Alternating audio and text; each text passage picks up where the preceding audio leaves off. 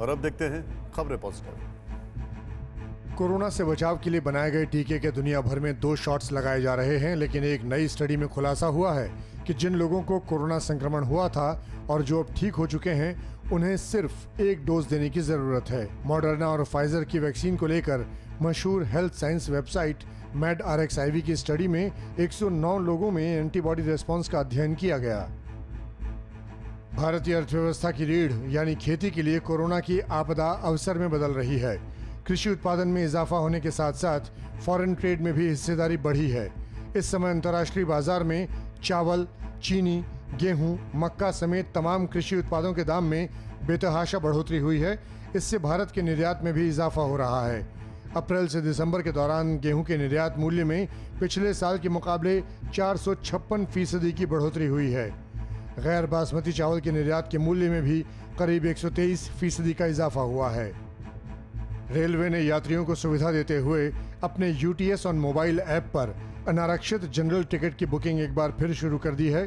कुछ समय के लिए रेलवे ने ऑनलाइन अनारक्षित जनरल टिकट की बुकिंग रोक दी थी, लेकिन अब एक बार फिर रेल यात्रा करने वालों के लिए खुशी की बात है कि भारतीय रेलवे में सफर करने वाले लोग मोबाइल ऐप से जनरल टिकट बुक कर पाएंगे। खादी और ग्रामोद्योग आयोग के ई-मार्केट पोर्टल का लॉन्च के बाद महज 8 महीने में ही ग्रॉस टर्नओवर 1 करोड़ 12 लाख रुपए के पार पहुंच गया। ये पोर्टल 7 जुलाई 2020 को लॉन्च हुआ था। अब तक 10,000 ग्राहकों के ऑर्डर की डिलीवरी हो चुकी है।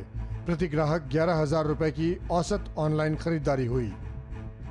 जाम लगने पर आपको नेशनल हाईवेज पर टोल नहीं चुकाना होगा, लेकिन इसके लिए एक शर्त होगी। सूत्रों के मुताबिक सरकार जिस योजना पर काम कर रही है, अगर वो लागू हुई तो टोल प्लाजा की हर लेन पर एक अलग रंग की लाइन बनाई जाएगी। जाम लगा और गाड़ियों की कतार इस लाइन को छू गई तो टोल ऑपरेटर को उस लेन का गेट खोलना होगा। फिर उस लेन से सभी गाड़ियां बिना टोल चुकाए जा सकेंगी। सरकार टेलीकॉम से जुड़े धोखाधड़ी मामलों की जांच के लिए लॉ एजेंसियों, वित्तीय संस्थानों और टेलीकॉम सर्विस प्रोवाइडर के साथ काम करने के लिए DIU यानी डिजिटल इंटेलिजेंस यूनिट नाम की एक नोडल एजेंसी स्थापित करने की योजना बना रही है।